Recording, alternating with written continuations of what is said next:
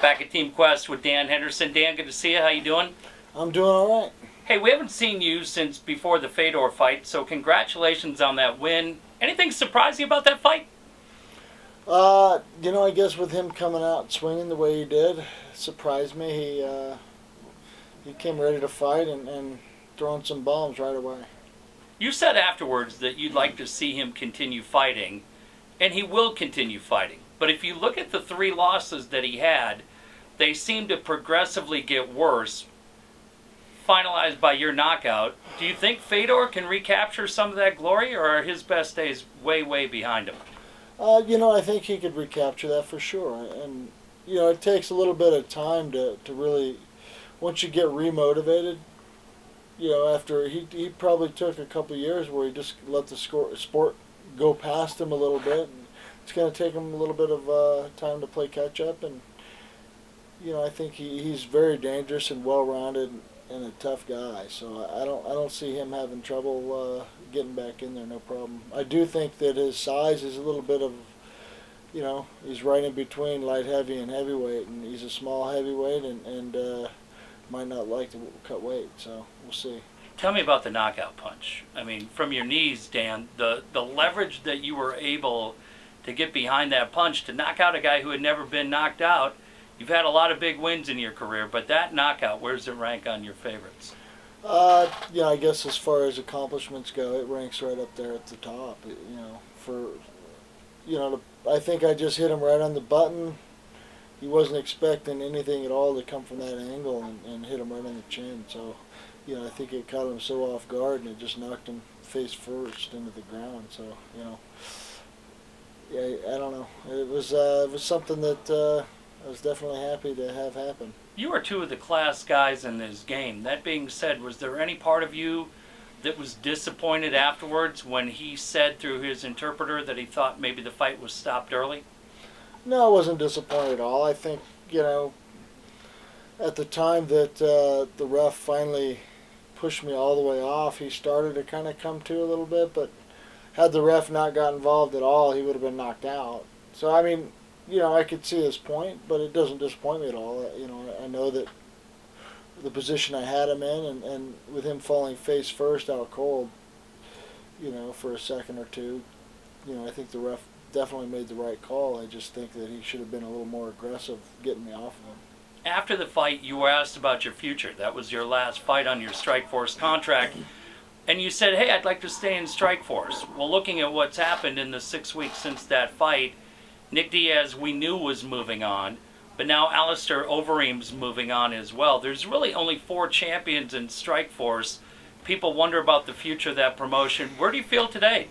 Could you see any scenario where you go back to Strikeforce, or do you really think it's all UFC moving forward? I definitely feel like there's still a possibility for me to defend that belt in Strikeforce. But I think now that the UFC has bought Strikeforce and they need to make money off me and I need to make money, so we'll see what happens. But I'd like to work out a deal where I'm fighting in both promotions. That'd be pretty cool. But one thing too, at this age, Dan, being 41 now, a belated happy birthday to you. Thank you.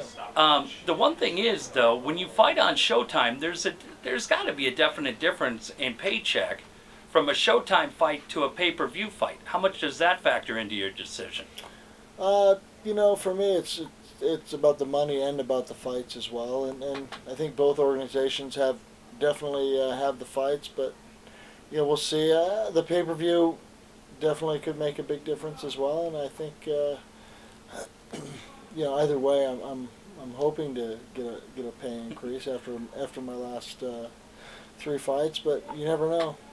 Is there anybody in Strikeforce? We saw Fedor. We taped this the Monday after the card in Cincinnati. We saw Fedor win impressively the other night. We saw a nice win for King Mo. King Mo said, I don't want to fight for the vacant title. I want to fight the guy who holds it. Maybe that would be Dan Henderson. Are there fights over there that intrigue you? Yeah, I mean, there's some definitely interesting fights over there. Obviously, they've got a little bit more depth over at UFC, but there's definitely some guys that would be a tough fight and an interesting matchup, in Strikeforce. So, I would love to be able to defend my belt in Strikeforce and to be able to go over and unify a belt in the UFC and fight a couple fights over there. You've been in this game a long time. What'd you make of the UFC signing that big deal with Fox TV to bring their product to network television?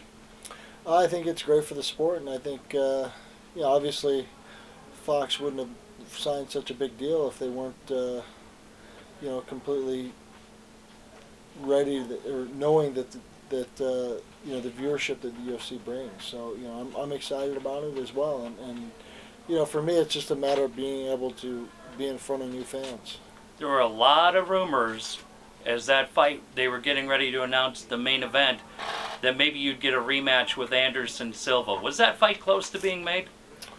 I don't know. You'd have to ask Anderson Silva's camp, but I don't think it was close at all, because I don't think he wants to fight me. Do you want that fight? It was something that was talked about, and I said, sure, no problem, I'd do that. I'd cut down to 185 to fight him, but nobody else. Yeah, that would be the one fight at 185. Right. Of the guys, the big name guys that you have lost to, from Jake Shields to Rampage to Anderson, is Anderson the guy you want the most out of those three? Probably. Especially the way he fights most of the time. He just seems disrespectful to the fighter, his opponent, and the fans at the same time. Yeah. What's your relationship? I mean, I think as fans we see the back and forth between you and Dana White, but I think there's a big question whether or not you guys have a friendly relationship and you just kind of bust stones on each other. Can you clear it up? What's your relationship with the UFC president Dana White? Yeah, I don't know. I mean, I think he likes me, just because I don't get in between him and his dinner. How do you feel you are right now at this stage of your career? I feel pretty good at where I'm at. I feel confident that I'm able to compete with anyone in the world at any weight class. Especially the 135-pounders. Yeah, there's plenty of good fights for you right there.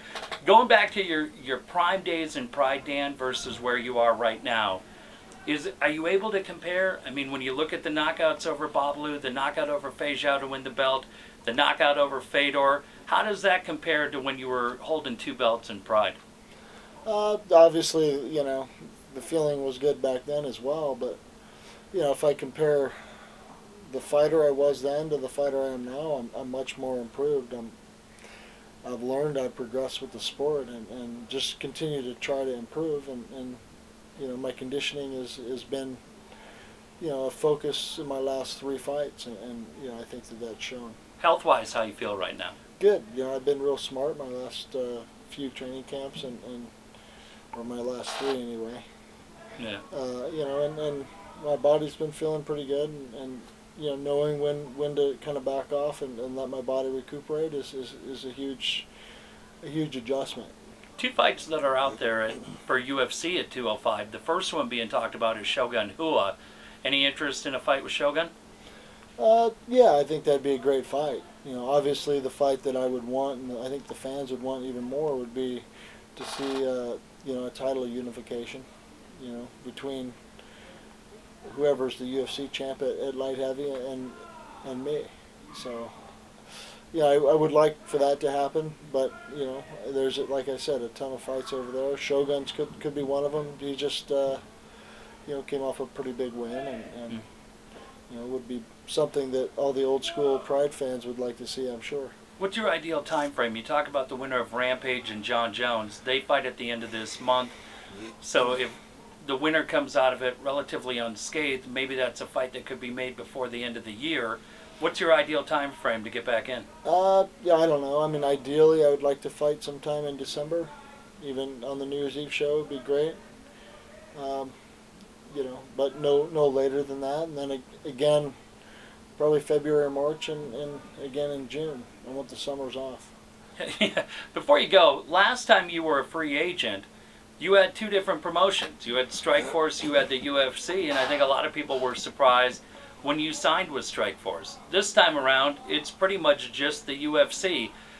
Do you enjoy being a free agent? Do you like it, or do you just like knowing where your next couple of fights are going to be? No, it's nice to not have to think about that and know what it is, but it's also exciting to do that whole negotiating phase. and see what my next fight's going to be, all at the same time in the negotiation. So, yeah, I don't know. I'm just enjoying the moment and where I am right now. So. All right, final question. Do you think we see a resolution, either Strikeforce or UFC, anytime soon? For you? I'm sure we'll figure out a deal within the next month. But you'd be open to fighting. 2 3 weeks. Nice. But you'd be open to fighting in UFC and then coming over and defending your Strikeforce belt. Yeah, I would love to be able to fight in the UFC and defend my belt in Strikeforce. Great stuff. Dan, congratulations on the Fedor win. Thank you. Appreciate it.